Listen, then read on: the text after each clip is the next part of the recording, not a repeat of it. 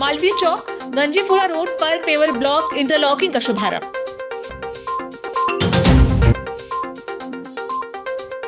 बुजुर्ग दंपत्ति पर बदमाशों का हमला, मारपीट का वीडियो वायरल।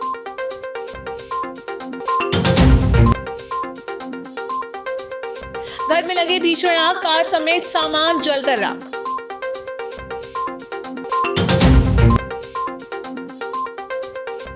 बरगी में चोरी लूट की वारदातों का पर्दाफाश, नाबालिग समेत 6 आरोपी हिरासत में।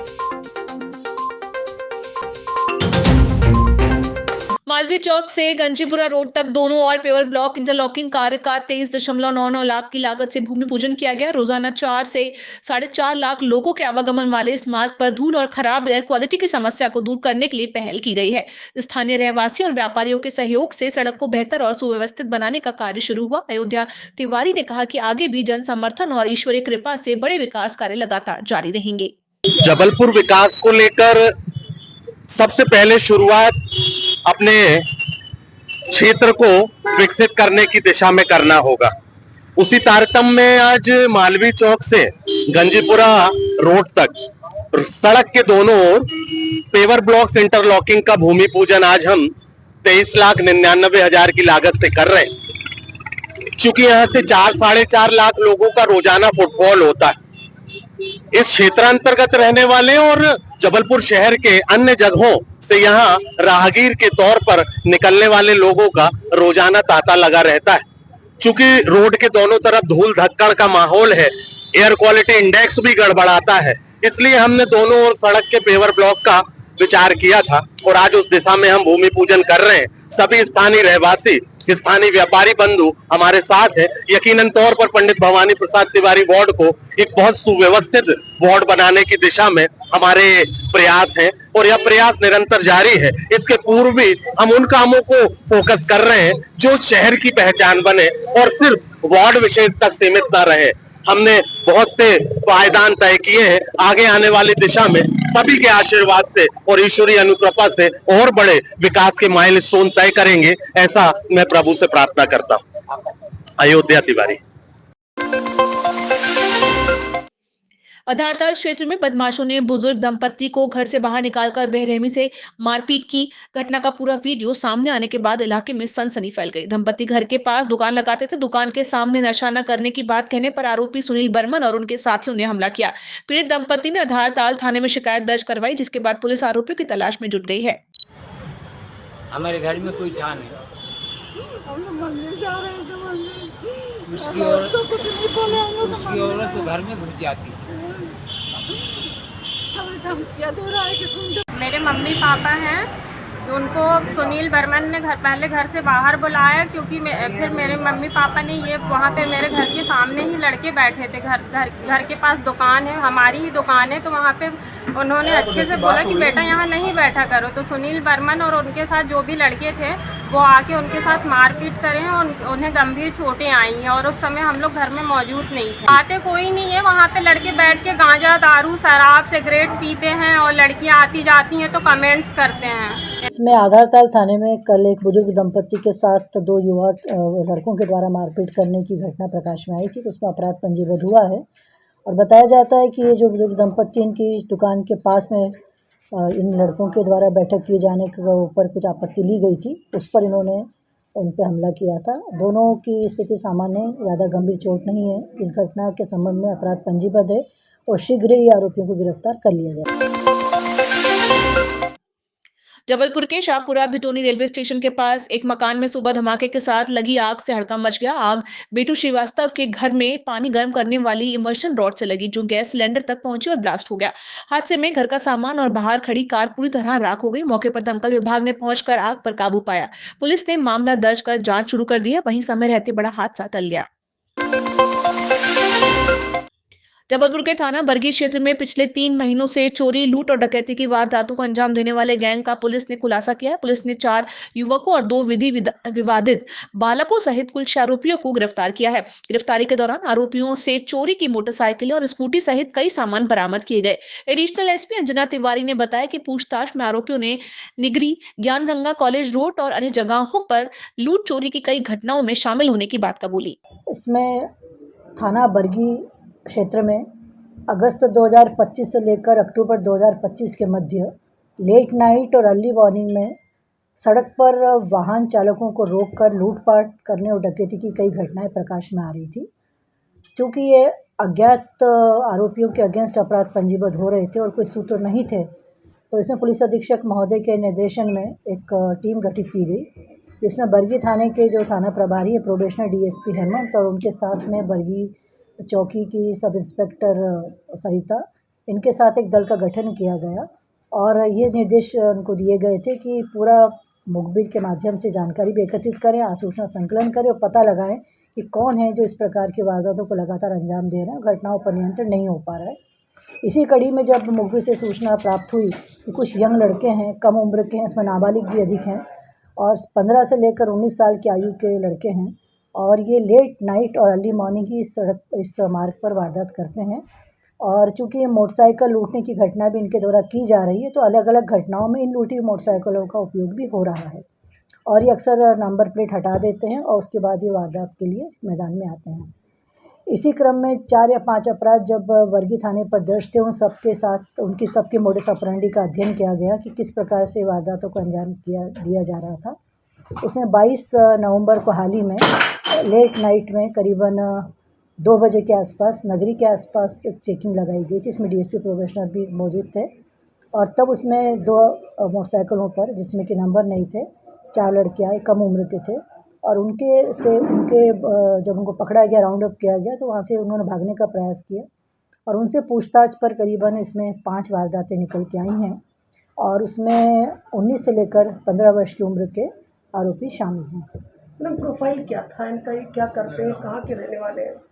इसमें सभी जो आरोपी हैं उसके बारे में बताना चाहती हूँ। 2 तो इसमें नाबालिग हैं, विधि विवादित बालक है जिन्हें अरेस्ट करके भेजा जा चुका है और बाकी इसमें बरगी थाना क्षेत्र के गांव हैं, उसमें मैं आपको उनके नाम बताना चाहती हूँ। इसमें मंजीत उर्फ सुजल पिता हेमंत झारिया हैं जो हरई बरगी का निवासी है। इसके अलावा इसमें अमननाथ उर्फ गणपत है, अनिल नाथ, ये मेहगांव बरेला का रहने वाला है। ये किनके पास कोई पेशा नहीं, मतलब कोई ऐसा नहीं है कि कोई कारोबार कर रहे हैं, क्योंकि अभी इनकी उम्र बहुत कम है, तो अभी कोई भी इनका आजीविका का साधन नहीं है। ये अपना पढ़ाई लिखाई में भी इनका कोई ध्यान नहीं है, सामान्य परिवार के हैं और मूल रूप से इनके अंदर आपस में मिलकर घटनाओं को अंजाम देना, लूटपाट करना, यही इनका पेशा बन चुका है। इसके लिए हमारे लिए चिंता का विषय भी है, क्योंकि कम उम्र के बालक हैं, तो ये भी अब देखना आवश्यक होगा कि इनको अपराध के मार्ग पर ये आगे न जा पाएँ। इसके बारे में भी इनके प्रोफाइल का अध्ययन करके प्रॉपर इसमें अनुसंधान की आवश्यकता रहेगी। जबलपुर में कबाड़ से कमाल अभियान के तहत बनी अनोखी कलाकृतियों का महापौर जगत बहादुर सिंह अन्नू ने निरीक्षण किया। कलाविथिका में झारखंड के कलाकारों द्वारा तैयार 9 मूर्तियों को देखकर महापौर ने उनकी रचनात्मकता की सराहना की। उन्होंने आश्चर्य व्यक्त करते हुए कहा कि कबाड़ से बनाई गई कृतियों में जीवंतता नजर आती है, जिसमें मां नर्मदा की प्रतिमा, नदी, डायनासोर, पक्षी और पुजारी जैसी मूर्तियां शामिल हैं। महापौर अन्नू ने मौके पर मां नर्मदा की प्रतिमा के पैरों में लाल रंग का माहौर भी लगाया। कुल 20 प्रतिमाएं तैयार की जा रही हैं, जिन्हें शहर के विभिन्न स्थानों पर स्थापित किया जाएगा। निरीक्षण के दौरान कमिश्नर ओम प्रकाश अहिरवाल और निगमायुक्त रिंकू बिष्ट भी मौजूद रहे।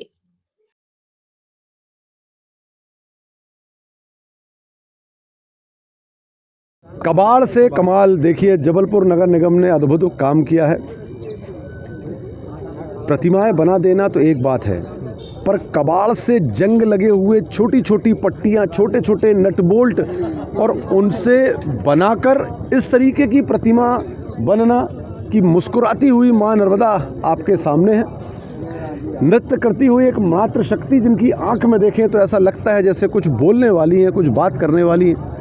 चिड़िया अपने बच्चों को घोंसले के अंदर भोजन करा रही है। वो भाव जो चेहरे पे आते हैं, आप किसी पेड़ पर देखें अगर, तो चिड़िया के चेहरे पे जो भाव होते हैं वो कबाड़ से बनाए हुए कमाल में देखने को मिल रहे हैं। ये बहुत बड़ी बात है। शहर के विभिन्न स्थानों पर हम लोग लगाकर शहर की खूबसूरती को 4 चांद लगाने का काम करेंगे।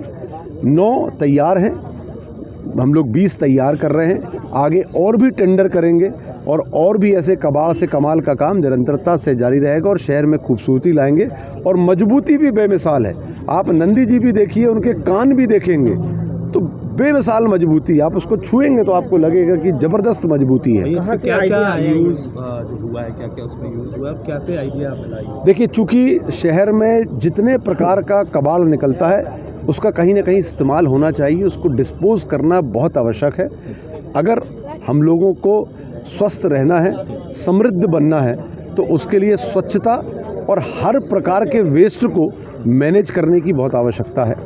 इसी तरीके से जो कबाड़ का सामान, लोहे का सामान जो निकलता है, उस सामान को कैसे मैनेज किया जाए, उसके लिए कबाड़ से कमाल करने का काम हम लोगों ने जबलपुर शहर में किया है। जितना भी जंग लगा हुआ आइटम उसको शहर में हम लोग इकट्ठा करते हैं और इकट्ठा करके इस तरीके से प्रतिमा बनाने का हम लोगों ने टेंडर किया था और ये 6 माह के अंदर हम लोगों ने ये प्रतिमाएं तैयार की हैं। आगे चलकर और भी ऐसे काम किए जाएंगे। चौराहे पर रखे जाएंगे क्या कुछ? मैंने आपको बताया, जिन क्षेत्र से ये बात रिजेंबल करेगी कि ऐसा ये क्षेत्र ऐसा है, यहाँ जैसे मान लीजिए एयरपोर्ट से हम बाहर निकल रहे हैं और हम लोगों को संदेश देना है कि माँ नर्मदा की नगरी है, तो माँ नर्मदा वहाँ पर होंगी। हम लोग अगर गौरी घाट में होते हैं, वहाँ महाआरती होती है, तो महाआरती करते हुए हमारे एक जो पुजारी हैं उनका एक बहुत शानदार प्रतिमा बनी है, वो होगी। नंदी भगवान जहाँ होना चाहिए वहाँ, डायनासोर्स जहाँ होना चाहिए वहाँ, चिड़िया अपने बच्चों को घोंसले में भोजन करा रही है, तो वो उसको रिजेंबल करते हुए जो जगह होंगी उस पर चयन करके और हम लोग बहुत जल्द। कलाकार कहाँ से आए हैं? ये बाहर से आए हैं कलाकार, हम लोगों ने टेंडर किया था, उसमें उन्होंने पार्टिसिपेट किया और वो इस तरीके का काम उसमें कर रहे हैं। कुछ खर्च आया होगा? हम लोगों को किसी प्रकार का इसमें खर्च नहीं है, नगर निगम को खर्च नहीं उठाना पड़ रहा है, बहुत कम खर्च पे यह पूरा काम हम लोग कर रहे हैं। कहाँ से आइडिया मिला? जब महापौर बना तो ये बात आई थी कि जितना भी वेस्ट मटेरियल निकलता है उसका हम लोग कब तक कहाँ तक डिस्पोज ऑफ करेंगे, इस प्रकृति में ले जाना है वापस, तो कहीं ना कहीं वो नुकसान देगा आज नहीं तो कल। तो क्यों ना कबाड़ से जुगाड़ देखा था, कबाड़ से कमाल किया जाए, तो कबाड़ से कमाल करने का काम हम लोगों ने किया है।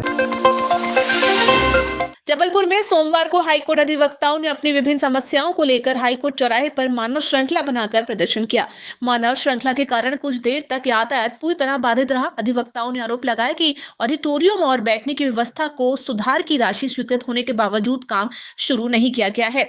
बार एसोसिएशन अध्यक्ष मनीष मिश्रा ने कहा कि सरकार वकीलों की समस्याओं पर गंभीर नहीं है, जिससे विरोध बढ़ता जा रहा है। उन्होंने चेतावनी दी कि यदि प्रशासन नहीं जागा तो अधिवक्ता आमरण अनशन सहित कठोर कदम उठाने को मजबूर होंगे।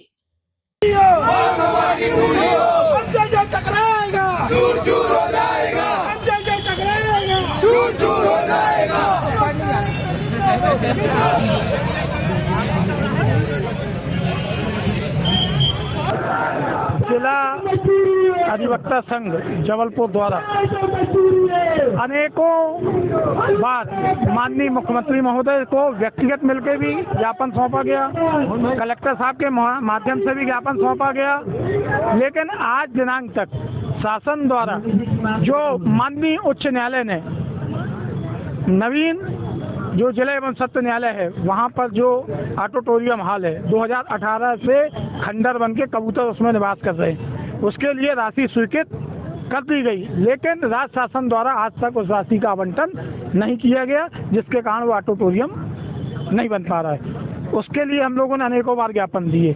इसी तरह 5 माह से अधिक समय हो गया हमारे हाईकोर्ट बार के अधिवक्ताओं की बिल्डिंग हेतु माननीय मुख्यमंत्री महोदय की विशिष्ट उपस्थिति में शिलान्यास किया गया, लेकिन वहां भी अभी तक राशि आवंटित नहीं की गई है। इसी तरह एडवोकेट प्रोटेक्शन एक्ट 2012 में स्वीकृत करने की बात कही गई थी चौपाल में, भोपाल में, वह भी आज तक 2025 में आगे नहीं किया गया। लगातार अधिवक्ताओं पर हमले हो रहे हैं, उनके परिवार में हमले हो रहे हैं, और लेकिन पुलिस की जो गतिविधियां हैं वो वकीलों के खिलाफ है।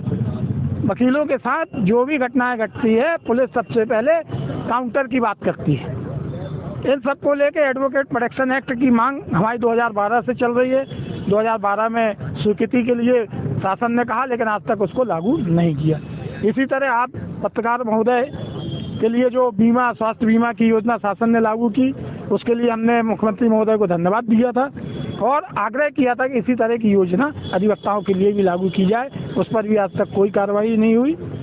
साथ ही जो झारखंड में 65 वर्ष से अधिक आयु के अधिवक्ताओं के लिए 7,000 रुपये मासिक पेंशन की योजना चालू की गई है। उसके लिए भी हम लोगों ने अनेकों बार ज्ञापन दिए, लेकिन आज तक शासन ने कोई सकारात्मक पहल नहीं की गई है। इन सभी मांगों को लेकर जिला अधिवक्ता संघ ने आज ये पहला चरण शुरू किया है, जिसके अंतर्गत हमने मानव श्रृंखला बनाई है। दूसरे चरण में हम और द्वितीय आंदोलन चालू करेंगे, उग्र आंदोलन चालू करेंगे, और यदि शासन ने नहीं माना तो हो सकता है हम लोग अमर अनशन के लिए बाध्य हों और अमर अनशन करें। न्यायालय से भी विरोध होने का नहीं, हम अधिवक्ता हैं और हम ऐसा कोई कार्य नहीं करना चाहते जिससे हमारे पक्षकारों को परेशानी हो। न्यायालय में वैसे भी प्रकरणों की संख्या बहुत ज्यादा है, निराकरण नहीं हो पा रहा है, पक्षकार परेशान है, अधिवक्ता परेशान है। इसलिए हम न्यायालयीन कार्य से विरक्त या न्यायालयीन कार्य को व्यवधान उत्पन्न नहीं करेंगे जब तक आप हमें मजबूर न कर दें, और यदि आपने हमें मजबूर किया तो हम उस पर भी कदम उठाएंगे। जबलपुर के बरेला क्षेत्र से लगे हिनोतिया भोई गांव में संदिग्ध रूप से बस रहे अज्ञात लोगों के खिलाफ विश्व हिंदू परिषद के प्रतिनिधि मंडल ने सोमवार को बरेला थाना पहुंचकर ज्ञापन सौंपा। प्रतिनिधियों ने बताया कि टपरिया बनाकर रह रहे लोगों की गतिविधियां संदिग्ध दिखाई दे रही हैं और हाल ही के दिनों में चोरी व मारपीट जैसी घटनाओं में बढ़ोतरी हुई है। ज्ञापन में क्षेत्र में शांति व्यवस्था बनाए रखने और संदिग्ध रूप से रह रहे लोगों की जाँच की मांग की गई। विहिप और बजरंग दल के जिला मंत्री दिलीप पाठक ने कहा कि पुलिस को इस और गंभीरता से ध्यान देना चाहिए। अंतर्गत हमें जानकारी मिली थी कि ग्राम हिनोतिया में सैकड़ों की संख्या में बांग्लादेशी वहां पर मौजूद हैं। जब बांग्लादेशियों की इस प्रकार की सूचना 2 महीने से निरंतर हम शासन प्रशासन को बताते हुए आ रहे थे, इसके बावजूद जब वीडियो वायरल हो रहा है, अभी हम जब वहां पे पहुंचे तो देखे किसी के पास कोई दस्तावेज नहीं। दस्तावेजों में एक व्यक्ति के पास 3 जगह की वोटर ID बनी, छिंदवाड़ा, जबलपुर और मझौली अंतर्गत, जिसमें देखा गया कि सरपंच के द्वारा इस प्रकार का पत्र जारी करके बांग्लादेशियों को संरक्षित करने का कार्य किया गया है और हिनोतिया में बड़ी संख्या में अवैध रूप से बांग्लादेशी रोहिंग्यों का आतंक मचा हुआ है। हमने अभी थाना प्रभारी को महोदय को, SDM को महोदय के नाम से थाना प्रभारी और SDM को ज्ञापन सौंपा है और हमने यह आग्रह किया है कि 27 तारीख तक का अल्टीमेटम दिएगा। 27 तारीख तक हिनोतिया ग्राम पंचायत के अंदर पूरे रोहिंग्यों के ये शासकीय भूमि पे जो कब्जा करके बैठे हैं और इनको खाली नहीं कराया गया तो बजरंग दल खुद जाके इनके पूरे कैंप उखाड़ेगा और इन रोहिंग्यों को भारत देश से भगाने का काम करेगा। कहाँ के लोग हैं वाकई में क्या? ये साफ दिखाई दे रहा है, उनकी भाषा से आप पकड़ेंगे। उनके पास 4 प्रकार की वोटर ID, 2 आधार कार्ड। एक व्यक्ति के पास तो 2 आधार कार्ड हमने उससे लेने की कोशिश करी तो वो छीन के भाग गया। छिंदवाड़ा का उनके पास वोटर ID है, जबलपुर की वोटर ID है, मझौली की वोटर ID है। एक व्यक्ति के पास जबलपुर की 3 विधानसभाओं की वोटर ID बनना कहीं ना कहीं शासन की बहुत बड़ी चूक थी, जिसके कारण जबलपुर में ये चोरी, डकैती और अपराधों का संयम जो बढ़ा हुआ है। आप देखेंगे कि फुटपाथों पे और सिग्नल पे ये पूरे रोहिंग्या भीख मांगने के नाम पर लोगों की रेकी करते हैं। रेकी करने के बाद बड़ी घटनाओं को ये अंजाम देते हैं, जिसकी चिन्हित पुलिस नहीं कर पाती है, क्योंकि अंजाम देने के बाद ये जबलपुर क्या भारत छोड़ के भाग जाते हैं। क्या इसमें थाना बरेला के हनोतिया क्षेत्र में जो जंगली एरिया है वहाँ पर शासकीय भूमि और उसके आसपास के क्षेत्र में कुछ लोग जो हैं वो काफ़ी लंबे समय से रह रहे हैं। करीबन 6-7 साल से उनका निवास है। डेरे उन्होंने बनाए हुए, पक्के मकान नहीं, डेरे बना के रह रहे हैं। उसमें चूँकि वो शासकीय भूमि पर, जैसे कि अभी प्रथम दृष्टया मुझे जानकारी मिली है, तो उसमें उन्हें स्थानीय तहसीलदार जो क्षेत्राधिकार रखने वाले उन्होंने नोटिस जारी किए वहाँ से स्थानांतरित करने के लिए। और उन लोगों के संबंध में विश्व हिंदू परिषद और बजरंग दल वालों ने कुछ अपना ज्ञापन भी प्रस्तुत किया है, जिसमें उनके बाहरी क्षेत्र का होने के बारे में अपनी बात बोली है। और इस संबंध में जो भी जानकारी होगी वो बाद में ही पता चल पाएगी।